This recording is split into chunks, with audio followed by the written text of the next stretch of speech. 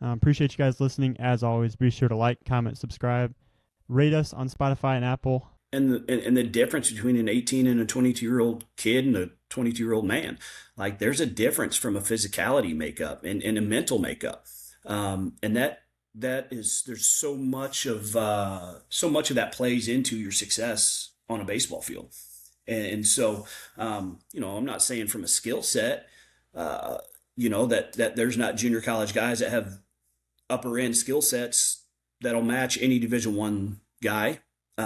But it's understanding how to play. It's understanding what a college round of BP looks like. It's understanding what a college bullpen looks like.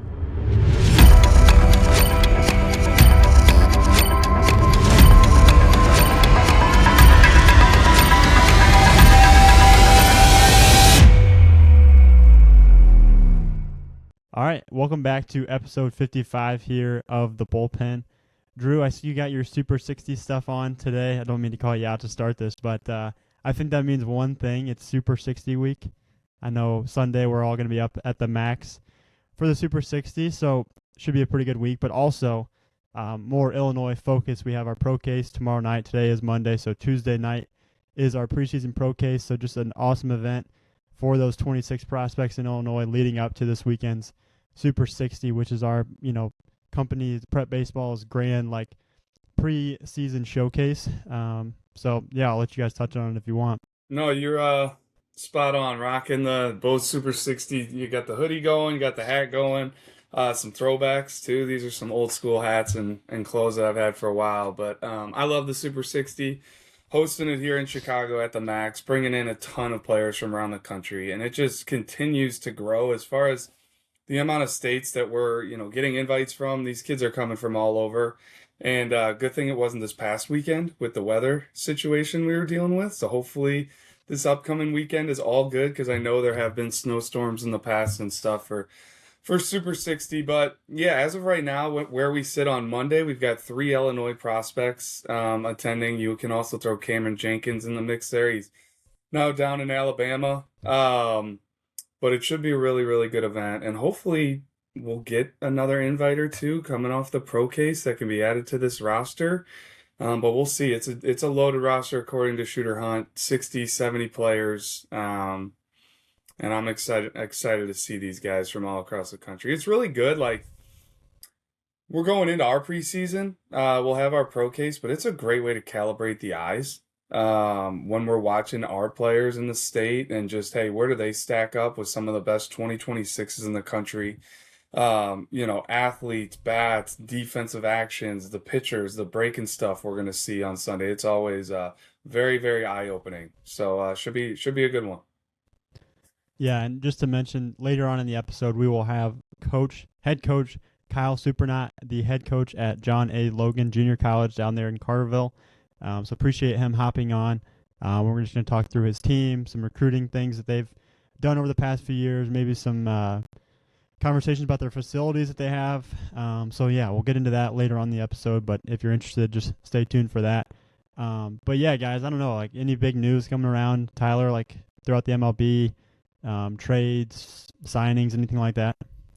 Yeah, it's kind of crazy. Like MLB is sneakily right around the corner. I just happened to see something on my ESPN app, and the Reds' first spring training game is 30 days away now, which is crazy. I feel like it always kind of sneaks up. Like the Super Bowl is going to happen, and then a week later, pitchers and catchers are going to be reporting. So exciting from that standpoint that we really are pretty close to having baseball back. But yeah, we kind of touched on it either last episode or 2 episodes ago that the Brewers have been shopping Freddie Peralta, and they finally traded him to the Mets.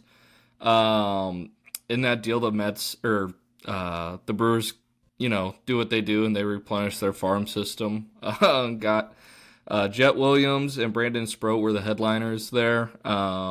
Jet Williams is a high school guy out of Texas, Mets number 3 prospect. And then Brandon Sproat was a Mets number 5 prospect, and a guy who got some big league innings last year was expected to, I think, help the Mets this year as well. So just like that, the Brewers replenish, just kind of wash, rinse, and repeat there.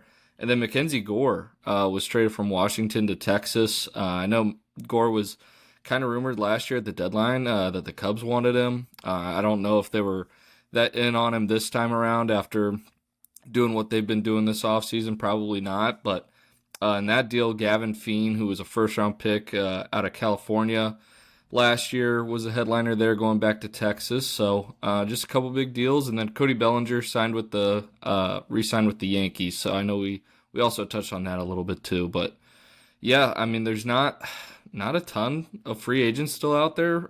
There's a couple big names, but I feel like we're getting really close to like transactions kind of being done and rosters being set. Do you have anything on this guy, the White Sox got? I don't know if you saw that come across your desk. Luis Robert guy. No, they I also didn't. got. They got Ronald Acuna's little brother as well.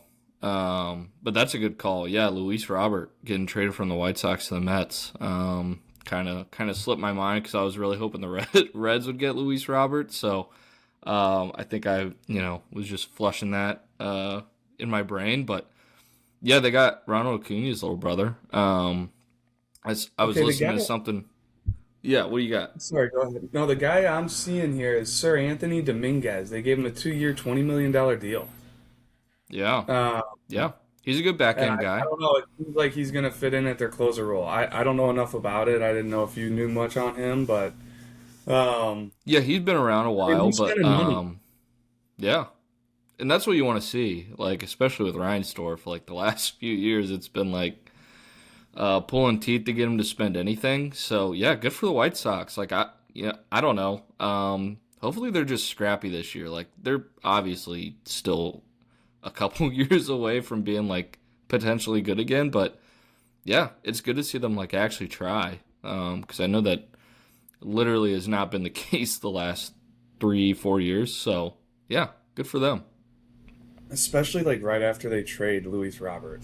I think the hopes were pretty down in the dumps, and then okay, here they go, they make a signing for this guy. So we'll see. I have my hopes up for them.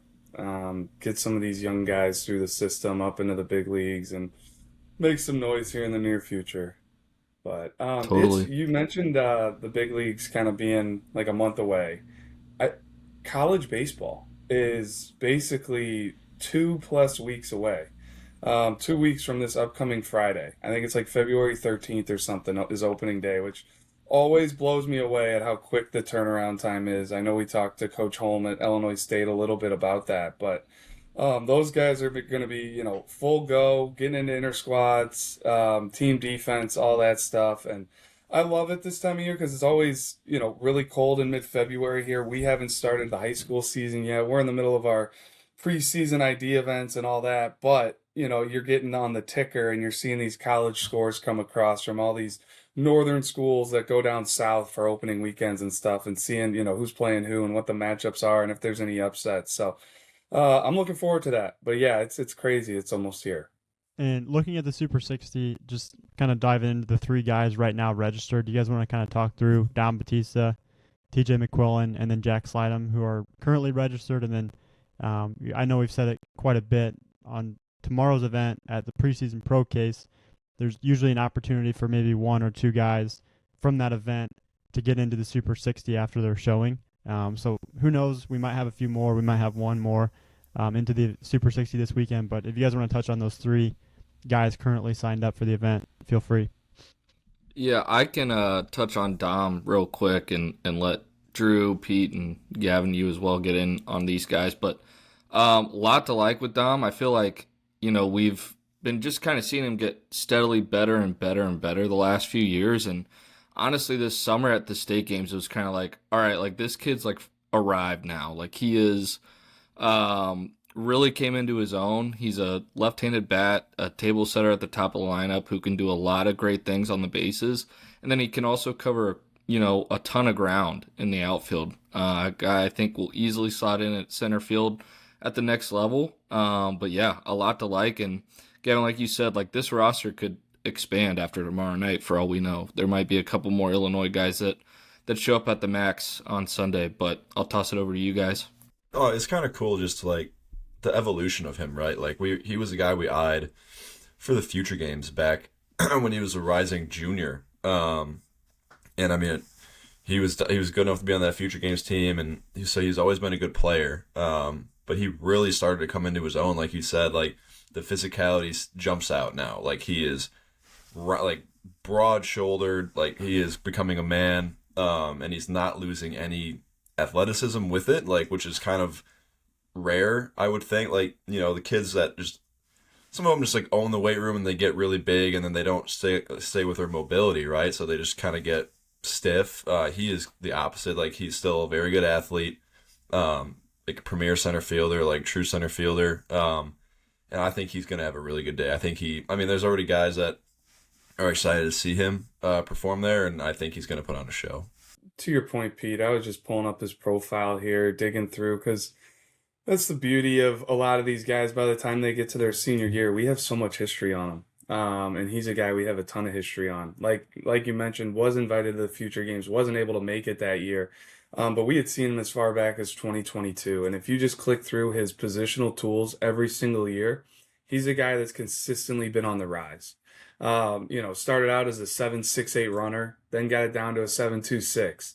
And then in 2024, in the winter, he was still a 7.29.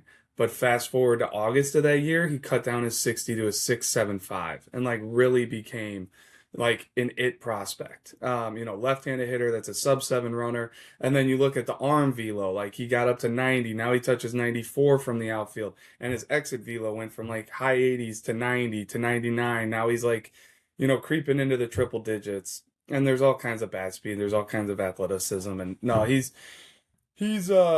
that prime example of like, man, just keep getting better, just keep working on your tools, keep getting stronger, and I'm excited to see him show out. And then, I mean, another guy as far as tools are concerned, TJ McQuillan, he'll be there for Mount Carmel, going to Wake Forest. Like, he's a guy that's always kind of wowed us with loud tools, especially in his left-handed bat since he was, a young prospect. Very similar to like Dom Santarelli up in Wisconsin.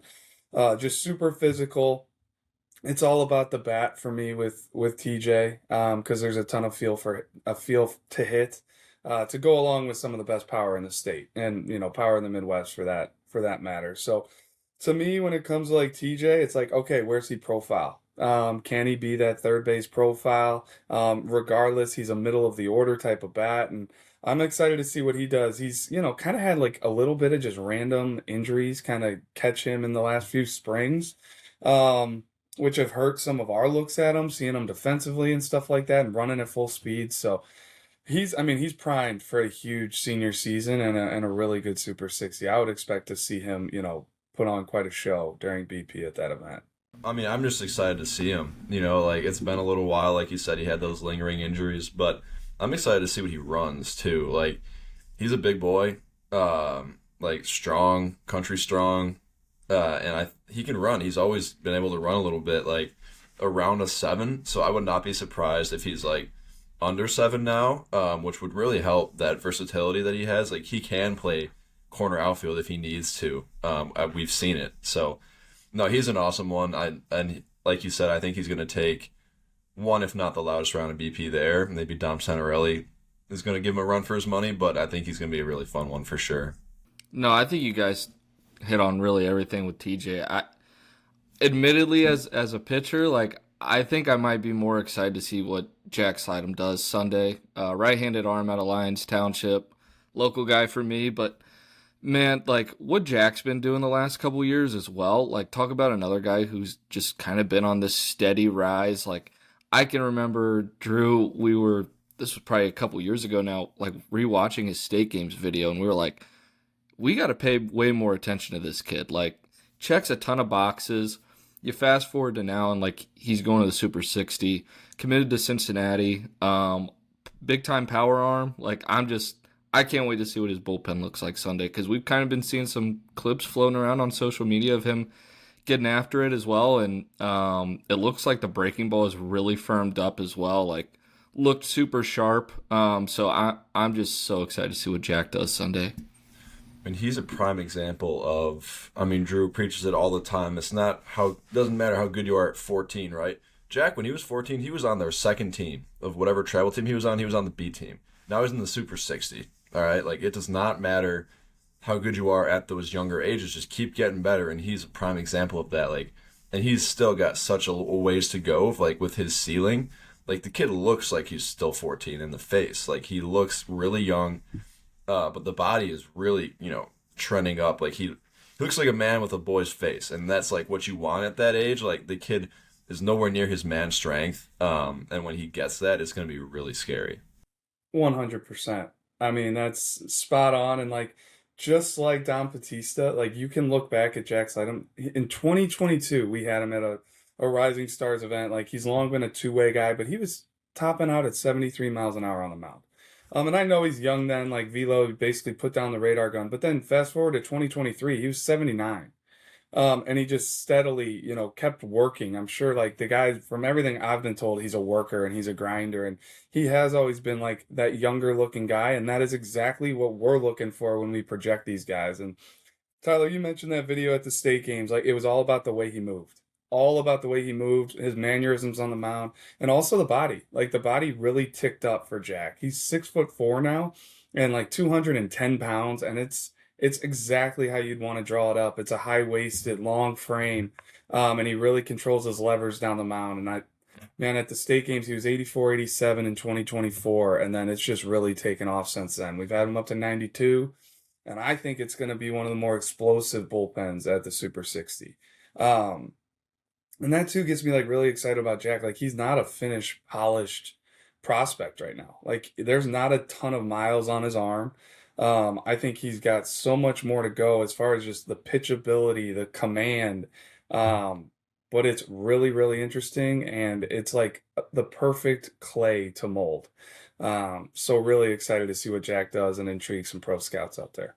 Yeah, and then on Sunday after the Super 60, we have our Unsigned Senior Showcase, which is an event for 2026 prospects that are still uncommitted heading into their senior spring. So I don't know if you guys want to touch on a couple names or just the event as a whole, but should be a good one after the Super 60.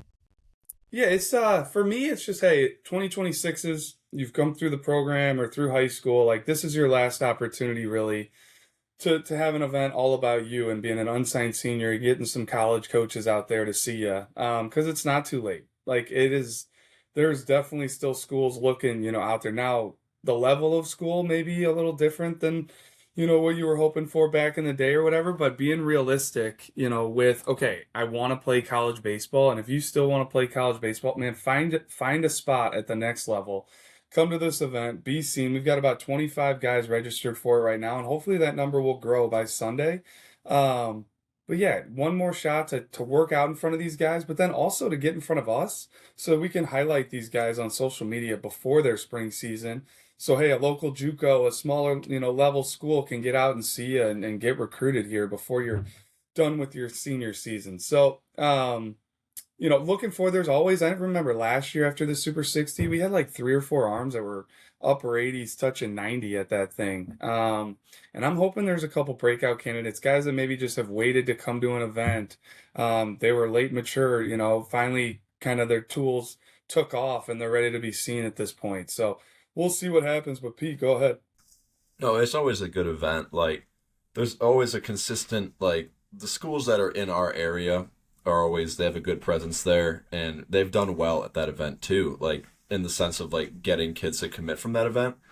But no, I think I like what you said about, the social media spotlighting. Like, that's another opportunity. If you stand out at that event, like, we will spotlight you and we will give you love. And I think that's just a great way to, like, go into your spring. It's just to get that extra little boost. So no, it's always a good event. And I mean, looking through the list, like there's guys that I'm excited to see for sure. Like Evan Bradford from Homewood Flossmoor is one in particular, toolsy outfielder that is uncommitted, and I think he's going to show well that day.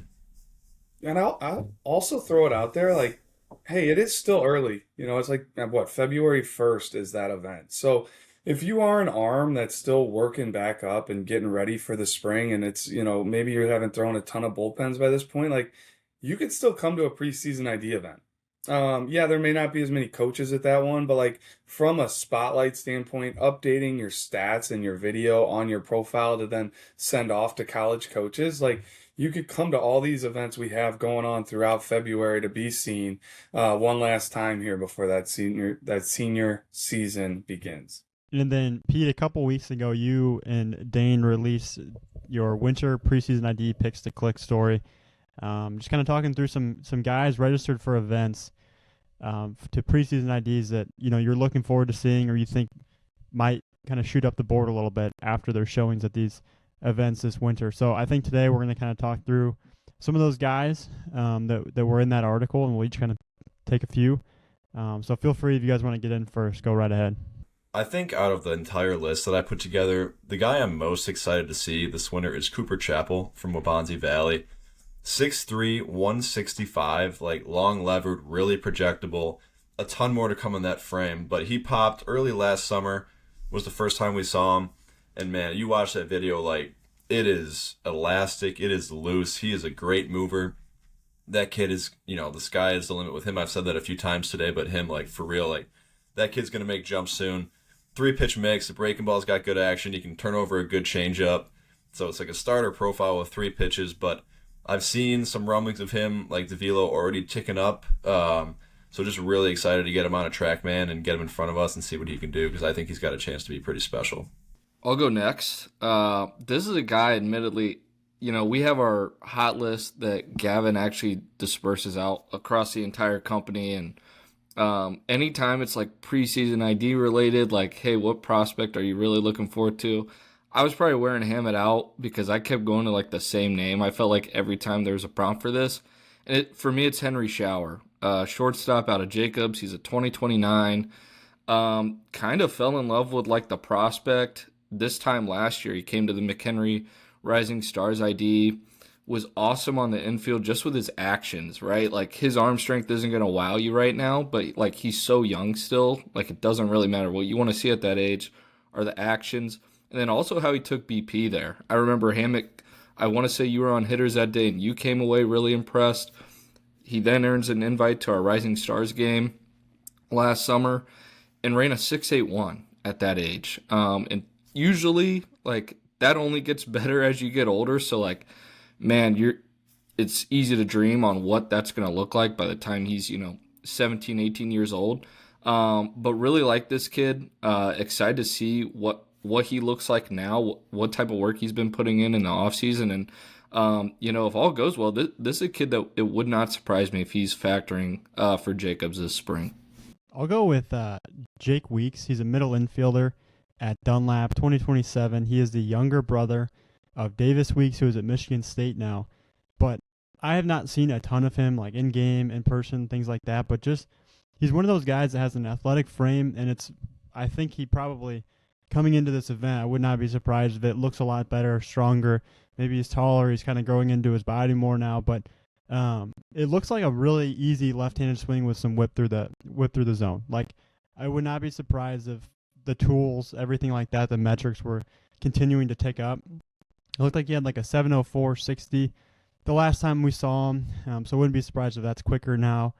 Defensively, he's a steady defender up the middle. Like, I don't know. I know Davis, his older brother, was a really good infielder, good hitter, also a really good arm too on the mound. But I would not surprise me if Jake kind of comes to an event this year and just starts to, kind of pop and really show who he's going to be here in the future. So Jake Weeks here out of Dunlap. Just to piggyback, I absolutely loved the swing, Hammett, that you included in that article. Like, just a reminder, like, there's video on all these guys in that story as well. But yeah, Gavin, I love that left-handed swing. Really excited to see what he looks like this winter as well. Same here, Gavin. I had him on my list, so just crossed them off. I chose about 5 guys to make sure that you guys didn't steal all my guys. But one that I'm really excited to see is Wesley Bogda. He's a 2028 at Crystal Lake South, and I think what gets me intrigued is he is a two-way guy, but with the frame, he's a left-handed hitter, and he is the son of head coach over there, Brian Bogda, who, shout out Coach Bogda. Pretty sure you just got inducted into the IHS BCA Hall of Fame this past winter, so, very well-deserved, and big shout-out here coming from the crew. But, no, Wesley, like, what I love is, man, you watch the swing, like, kids that are that young with that kind of frame, it is very hard to control your levers. And I just think it's only going to get better for him, and he's only going to be more connected. It's only going to get smoother. And you watch the path, and like the path really works. The ball comes off his bat. And then he's also interesting on the mound as well. So like he's just one that I want to see the progression with him. Because it may not be this year, it may not be next year, but I think at some point everything's going to click for him and it's going to turn into something really, really interesting. I'll keep going. I got a couple more names. One that I saw just this morning looking through the list was Cody Ganther from Morrisonville, a 2028 left-handed pitcher. Another like really projectable kid, 6'2", 170. You know, it doesn't jump off the page right now. Velo-wise, it's like 79, or at least that's what it was about a year ago. But that's just a kid that you watch him, you're like, all right, he's going to make a jump. Whether it's now, whether it's in a year, you know, time will tell. But I think he's got a chance to really pop this year. When it's synced up, it's really good. He gets in some really good positions. He's flexible. And the breaking ball is actually really good too when he gets it out front. Really good arm speed on it, good action. So he's one that I expect to make a jump. And then Alex Gavoni, another one that I really like. Loyola 2028. Just a big fan of the athlete and the baseball player in game. But he's got good tools all around. I like the swing. It's a good, clean swing, good approach, and he's got a chance to stick on the dirt long term. But been seeing some videos of him on X, and I think that the tools are going to take another step this winter. Love the Gavoni shout out. He was on my list, Pete. I'm actually going to stay kind of on the similar theme of a kid we had at our super sophomore games, which Alex was there as well. And go back to the Fox Valley well one more time. And I'm going to take Tommy Gassner, first baseman out of Huntley, left-handed hitter. He's a 2028. For me, like, I feel like he was one of the more impressive bats we had there last summer, Hammett. Like, I felt like he also just really came on towards the end of that weekend. Also a great kid, but like ton of feel for the bat from the left side. And also at first base, like that kid can pick it, which isn't always the case, especially that young, like a first baseman that can genuinely defend over there. But Tommy definitely can. Excited to see him this winter and a bat that is probably going to plug right into the middle of that Huntley lineup this spring. All right, I'm sticking with Dunlap again here. I'm going a right-handed pitcher, 2028, Dean Marchand. I really liked Dean last year at the Peoria Preseason ID. It is not going to wow you from a velo standpoint or anything like that. And again, I think we've said this so much. That stuff doesn't matter at such a young age. Like we were just talking about it with Slidem. Like it only matters as you get older, as you continue to progress. Are you throwing harder? Are you getting better each time we see you and each time coaches see you? And Dean, the thing that impressed me the most was just the way that he moved. It's really easy. It's loose. It's athletic. And he threw strikes. With all of his pitches, he maintained the arm speed on all of his pitches. To me, it just looks like a guy that is just bound to continue to get better. And this year, if we see him, like it won't surprise me if the velo ticks up and he still moves the same way and everything looks good. So just excited to see Dean and hopefully, you know, he put in a lot of work since we last saw him and it continues to get better. All right, I'm going to go Unsigned Senior here. So sticking on the Unsigned Senior Showcase, we talked about that. And I mentioned how, hey, if you are an Unsigned Senior, it doesn't mean that you can't come to a different event. Well, Jack Stefani from Glenbrook South has signed up to come to our O'Hare preseason ID. And I've long kind of been intrigued by Jack. He's just looking at his X profile here too, getting some updates on him. I wanted to see if there was any recent video or anything, but he's 6'2", 201 pounds, outfield right-handed pitcher. We've had him in the low 90s on the mound. And I've long liked his left-handed swing. And then I also see he put on his X account, he's a 35 ACT. So I'm going to shout that out for him, like really high academic, switch hitting outfielder who also is into the low 90s on the mound. Like people need to know about him. Hopefully, you know, has some schools right now that he can choose between and he's just continuing to expand his horizons here coming to this event. And I'm excited to see what it looks like all over the place for Jack. But he's one I have my eye on here going into his final senior season. All right, let's now get into our interview with John A. Logan head coach Kyle Surprenant. Excited to have on the head baseball coach at John A. Logan Junior College, Coach Kyle Surprenant, more affectionately known kind of in the business as Soup. So great to have you on. This is a long time coming. And, feel very privileged to have you on. You've done such a good job down there. And if, correct me if I'm wrong with any of this, but it's your 10th year going on, your 10th year as head coach, 16th overall at John A. Logan. And you guys have just been kind of that model of success year after year, always competing for the GRAC title. And that's a really good league. Like, I don't know if enough people realize how good that league is. Just pretty much there's a handful of teams that could come out and win that every single year. I mean, you guys are always in the mix. I know Lakeland last year had a really good year. You got Wabash Valley, you got Olney, you got Lincoln Trail, you got Swick, you got Kaskaskia. I'm probably missing a few, but regardless, that's a long-winded way of saying thanks for joining us and hope you're well. Yeah, man, I appreciate you guys. I looking forward to it, and certainly appreciate the opportunity. So, how are you holding up right now? Because we're coming off a weekend where it wasn't too bad up here in my neck of the woods in the Chicagoland area, but down in southern Illinois, you guys were forecasted to get a ton of snow, maybe some ice. I see you got to have power down there, so everything's good? We're good. We got 10 to 12 inches of snow. We certainly ain't playing Wow. a doubleheader today. But we've been fortunate. We, early January when we got back to campus, we had about a week's worth of 55, 60-degree days. So we were able to get outside some. And this last 2 days, campus is closed today. We've got, like I said, we've got 10 to 12 inches of snow. Fortunately, no ice came with it, but we are definitely going to utilize the indoor facility here in the next coming week as we get ready to open up. Yeah, and I think that was one of the main reasons that, we thought having you on would be so great this time of year is, I mean, your season is right around the corner.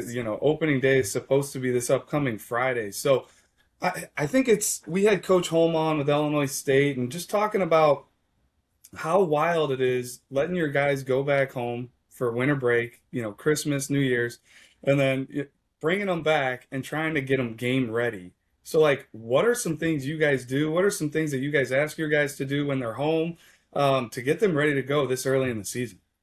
Yeah, I mean, we certainly send them home with a plan, and let them know, hey, look, when you get back, you're going to have a bullpen, and then the first weekend you're back, we're going live. And so we send them home with a plan, and then check on them periodically throughout the course of break, but inevitably, you can always tell the guys who've done stuff, the guys who haven't done as much, and the guys who didn't do exactly what they should have done.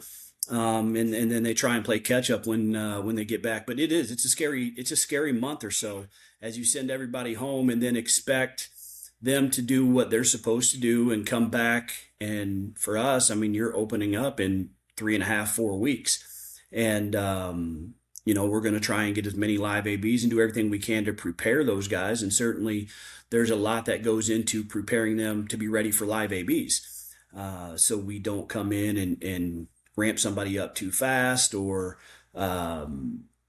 extend them too quick, too soon. And next thing you know, they're shut down for 3 to 4 weeks because we've gone too fast. But so we like to send them home, obviously, with a plan, but we typically start our on-ramp before we head out for break. So they come back after Thanksgiving break, they've started their on-ramp, and then send them home with the rest of their plan.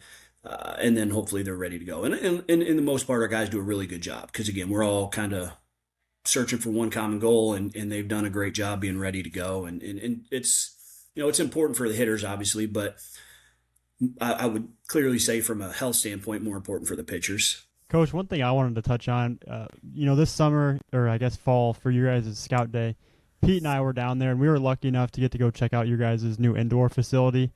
And I think every year we're there, it's just like your guys' field is always just so nice. It's one of the best we've ever we go to. And then adding that facility you guys have, it's just incredible. How beneficial is that for you guys now?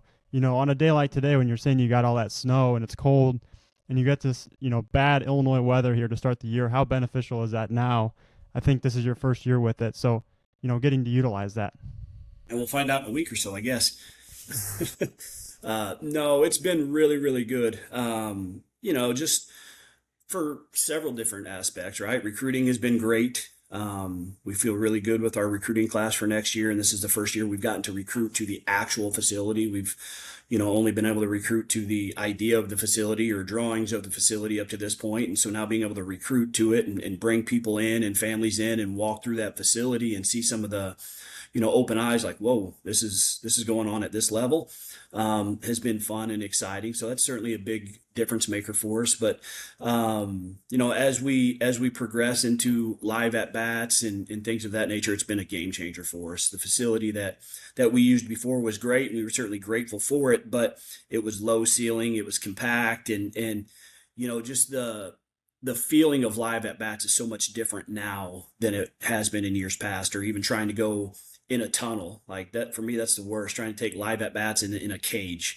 We're able to see the ball fly now. And then with the technology, we've got hit tracks. And so no more cage bombs that, pitchers are saying that's a fly out, hitters are saying, I got it. Like we know. And so it's created a little competitive, competitive atmosphere during our live ABs. And then just on the day to day, I mean, the guys being able to go in there and get work in and swings in on their own, get some mound work and, guys doing mobility work in there and all the resources and tools that we have inside of it. And then again, you pair it with the locker room, which is every bit of a Division I style, pro style locker room with the TVs, the sound system, the nutrition bar right there. And so guys are hanging out more, guys are creating better relationships because of it. And so it's made a difference in our program already. It's been fun to get creative and figure out the things we can do in there in terms of practice to simulate game-like reps. And so, the longer we're in it, the more things that we'll find that we can simulate and do to better ourselves and prepare ourselves. But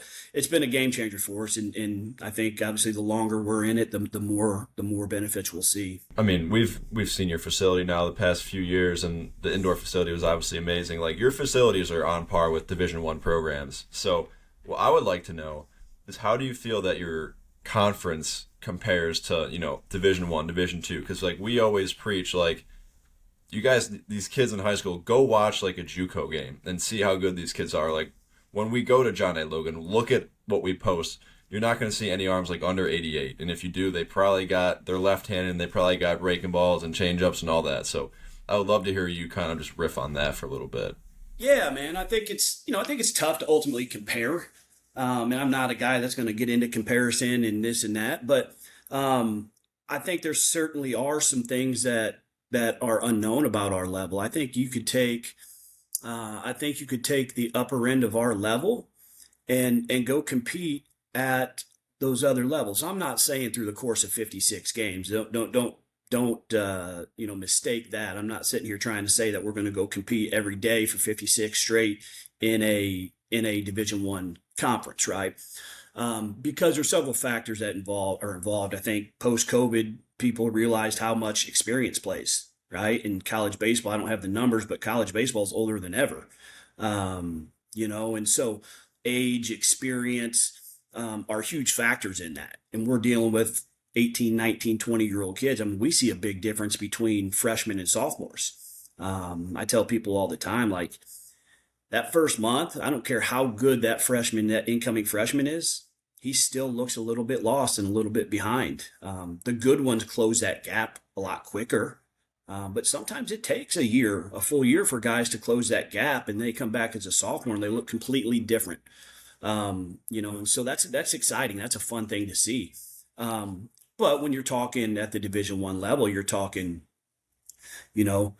22, 23-year-old guys who have 400 to 600 college at-bats, who have 150 innings under their belt. That makes a big difference. And so the other thing I think that's a big difference is the overall depth. We've got talent. I mean, we're fortunate right now. We've got 15 guys currently signed to the next level, all Division I guys. And I'm ecstatic about it. That's awesome. So we've got Division I guys running all over the field. Mix in the guys that'll sign in the spring and the guys in the freshman class. We may have 31 D1 guys on this roster, 25 D1 guys on this roster. But the difference is also the depth at that level. The guy that's not playing currently at the Division I level because he's behind a a guy who's got 600 at bats under his belt and has been a all conference, all American, whatever. That dude's likely going to be right up there for an all conference, all American. Like for me, that's the biggest difference is the overall depth, the age, and the experience. But on any given day, like, we've got the ability, we've got the talent at the upper end of junior college to go play at many different levels. So I'm not going to compare the two, or three levels, but I would say we certainly have talent that is running around the Division I level. It's just those other factors that make a big difference for us. Well, and with all of that said, we've had some coaches on the podcast talking about a lot of different things, and we talked to players before all of our events, Coach, and don't get enamored with the Roman numeral, after division. Like, go to the best fit. And I think there's misconceptions about every level, but there's probably some misconceptions about JUCO. And I kind of want to tee you up here. Like, you mentioned the age of these, 4-year schools, these Division I athletes. Like, what are some benefits to go in JUCO? I don't know if enough people realize, like, the fall season, the age of the players you're going against when you walk on campus. Like, what are some things that you think are some of the biggest benefits for a player to look at the JUCO level, whether it's your place or somewhere else, just the JUCO level in general? Yeah, you're dead on. I mean, I think, some of the things you just touched on, the age, right? Like, try and go and compete against a 22-year-old guy who's a grown man, right? And people don't realize, I don't think, the physicality that is required nowadays, and the difference between an 18 and a 22-year-old kid and a 22-year-old man. Like, there's a difference from a physicality makeup and a mental makeup, and there's so much of that plays into your success on a baseball field. And so, I'm not saying from a skill set, that there's not junior college guys that have upper end skill sets that'll match any Division I guy. But it's understanding how to play. It's understanding what a college round of BP looks like. It's understanding what a college bullpen looks like. It's it's the experience, the seeing the number of pitches and understanding, the ability to be able to eliminate a pitch from somebody because he hasn't commanded it, or eliminate a side of the plate. And so there's just so many things that at our level, benefit a young student athlete. You get that experience by playing, right? Against guys your age. You've got, the fall season where you can play 14 dates. And then you got inter squads on top of that. I mean, our guys are getting 120 to 150 at bats in the fall, between inter squads, between outside competition, maybe even just live at bats. Like, the longer I'm in it, the more I realize how much that experience helps, and just seeing pitches on a day-to-day basis. And so, you match up the development of the skill with also the development of the mind and the physicality. That's the game changer for our level. And again, you're going to compete against guys that are your age, and you don't have to have your back up against the wall and feel like you have to go be a superhuman, because if you don't pass that guy up, you're not going to come off the bench. Well, at our level, I mean, don't get me wrong, there's competition at all levels, especially in any good program. There's going to be competition, and you've got to perform at the end of the day. But it's a lot easier to perform against guys your age, or compete against guys your age. And so there's so many benefits at our level, that help guys prepare themselves for the next level. One thing I wanted to ask, if I'm a 17, 18-year-old kid, junior or senior in high school, and you're looking at JUCO, your ultimate goal is to play at a 4-year school after junior college. What traits, I guess, do you guys see in, you said you have 15 players committed to a Division I program right now. What traits do you see in guys like that? They come to John A., they're developing, whatever it is. Like, what traits, what things do they have in common that get them to that 4-year level compared to maybe guys that don't end up at a school like that? Yeah, I think, success leaves clues. And so those guys, it sounds cliche, but those are the guys that the GPA is good. They get after it in the weight room. They handle their study tables. We don't have issues with them in the apartments. Those are the guys getting extra swings, getting extra dry work, mound work, core velo belt stuff, and just they're the guys that put in the extra work. And there's no surprise. It's no coincidence that the guys that do that are the guys that have the most success at our level and then also have the most success at the next level. I tell our guys all the time, there's a handful of guys, because we're fortunate to have some talented players. There's a handful of guys on our roster that could come in, do the bare minimum, and have success at our level. It's just fortunately they're on our team and they're talented, and that's the way it is. But ultimately, is that what they're preparing for? And so because if they do that and try and have that success at the next level, it ain't going to happen. And so they've got to put in that extra work. And so those are the traits that we see. Those guys that, again, it sounds cliche, but it's just, man, put it in the work. And then it's the guys that buy in. It's the guys that want to be coached, the guys that are willing to be coached, and coached hard at times. And those are the guys that, ultimately end up having the most success for us. Coach, you guys obviously have a very broad reach, right? Especially in Illinois. Like, you've long been known as a powerhouse in Illinois, all the way up to the Chicagoland area. So getting kids from up here and like other states like Kentucky, Indiana, wherever else you get guys, how do you guys kind of deal with that culture shock to not only just being like now you're at a junior college, right? Now you're in Carbondale, Illinois, which is a lot different than, say, Downers Grove, right? So is there a way that you help these kids kind of acclimate to John A. Logan when they get there, just coming from a different environment? Yeah, I mean, I think, one of the things about junior college, people talk about it a lot, is like, you got to love it and it's the grind or whatever. Like, I don't necessarily get in on all that. But what I'll tell you is, like, you're around your teammates more at this level than any other level, I would imagine, right? Because, again, our ability to have team practices in the fall for a longer period of time, our dudes all live together. They live in the exact same apartment complex, which not necessarily happens all the time at the 4-year level. You got one house over here, another house over here. You got some guys in apartments, some guys in the dorms. So, like, these guys are around each other all the time. And so that certainly helps. Getting to the routine helps.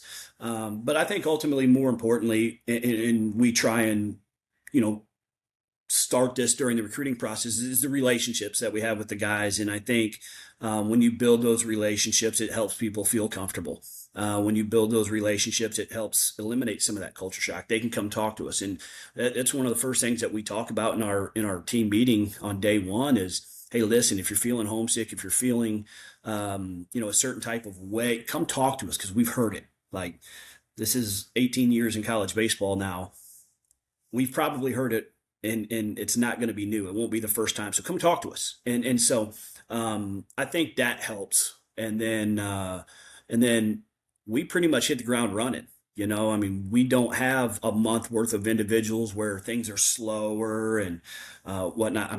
We go like a week's worth of individuals, and then we tee it up. We're inter-squadding that next weekend. Then a week and a half, 2 weeks later, we're playing games, and then a week after that, 2 weeks after that, we're at the Puma. And so it starts and goes quickly, and I think that helps with some of that culture shock and maybe some of the difference.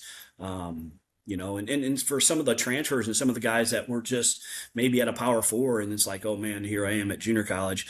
I think that helps with, like, all of a sudden their eyes are opened up and saying, whoa, there's some talent here. There's some ability here. Like, I can't just go through the motions. I got to get after it a little bit. And so I think, like I said, I think those things help with some of that culture shock, some of that difference from where they're from. So you've been doing this a long time, building rosters, year in and year out at the JUCO level. My question kind of stems from, 10 years ago compared to now, constructing a roster, transfers. You guys have always, mixed in with some transfers here and there from what I understand in years past. But since COVID, since the transfer portal, have you had to be more careful with, hey, we're going to take this many high school guys, we're going to leave this many open for summer transfers? Like, we know how the transfer portal has affected the Division I level, especially certain programs. But what has it done to the JUCO level and you guys in particular?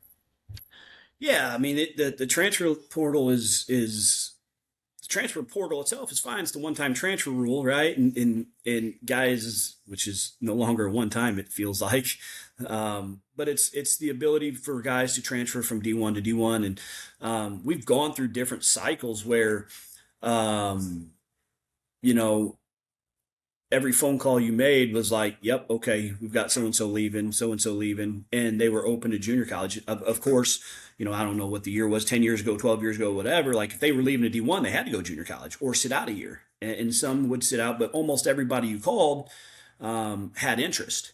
Then we've gone through the cycle where you got to turn over more rocks because those guys are wanting to stay at the Division I level. And so it seems like you got to make more phone calls. It's changed, certainly. But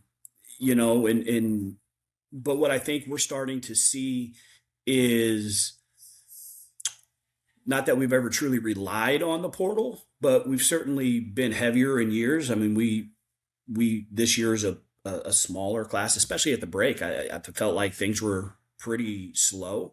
But what I think we're seeing is a more physical and more ready high school athlete as well, because roster limits, portal, all that. And I think maybe people are starting to understand, like, junior college may be a good route for me.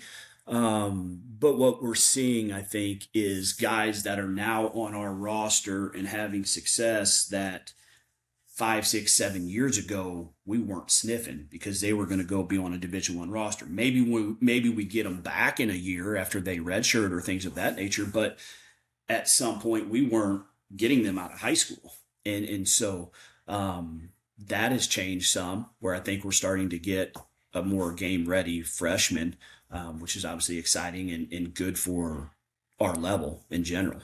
Along the same lines of that, I guess, with these guys, these high school guys you bring into your program, I feel like you guys have always had, John A. Logan, in my eyes, has always been one of those schools that kids go to and then they end up going to a big 4-year school. What are you guys doing for these high school kids that come into John A. to develop them and get them into that prospect that's ready for, a school like Louisville or Illinois or any of those Division I programs? And I think there's a lot of factors that play into that, and we're not out here, trust me, we're not out here reinventing the wheel or some magic fairy dust, but I think ultimately what's one of the things that we take a lot of pride in is our relationship with our players, and I think when you build those relationships and they're strong relationships, now you have the ability to coach them, and you can push them and you can coach them hard when you need to, you can love them when you need to. So I think ultimately that's where a lot of our success is rooted, is the relationships. And then when you pair that with the facilities, the resources that we have, and, we're certainly confident in our day-to-day work and how we go about our business, and in our practice plan and how we put it together and how, the situations we put our guys into to develop, but you start talking, the weight room facility and our strength and conditioning programming and then, like I said, our day-to-day practice, like, that stuff has been, instrumental for us in the development side of things. And then it all starts with an athlete, right? It all starts with guys that have skill and ability.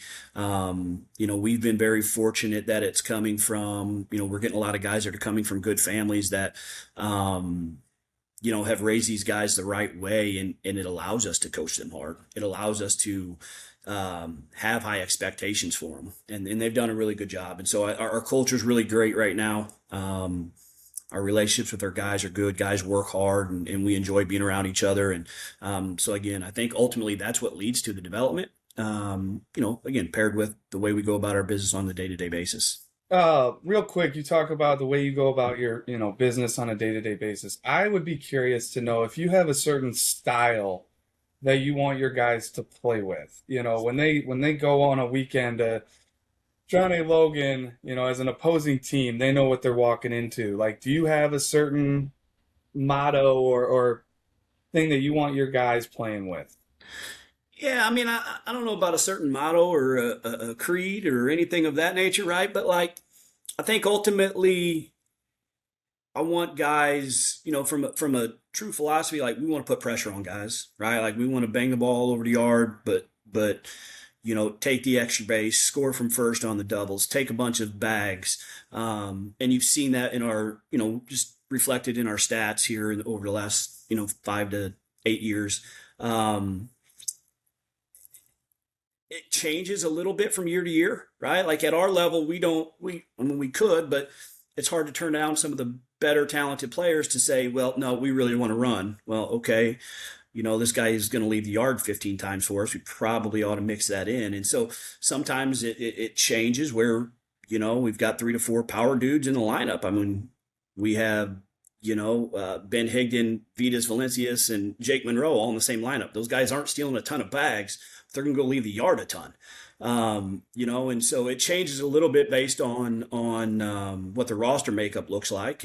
But overall, like I would consider us to be very blue collar, hard nosed type program. I mean, we've got nice things and we're fortunate to have those things, but it's not just a roll the ball out and here you go type program. Like we're going to get after it and we're going to get after you as coaches if you need to be, and we're going to expect a lot. And so for me, that would be my style just on the day to day. It's just like expecting a lot out of our guys, giving our guys everything we have, giving them a lot, but understanding like there's expectations, and you fall short of them, we're going to let you know. And so I guess that's our style, is just blue collar, hard nosed, like no excuses. You don't get it done, keep your head up, move on, let's get it done the next time type deal. Okay. Well, Tyler, I don't know if you want to get in here and coach, if you're comfortable talking about maybe current roster or what it may be, what your team looks like. But Tyler may have a question or two for you. Yeah, absolutely. Yeah, Coach, I feel like you guys got a ton of talented freshmen that came in this year. Would just love to know any of those guys that have a chance to maybe impact your team this spring.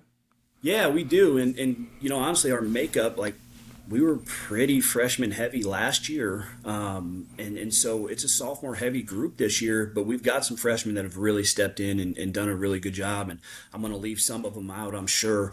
But just, starting with, like Hayden Bernruder. Bernie's done a great job.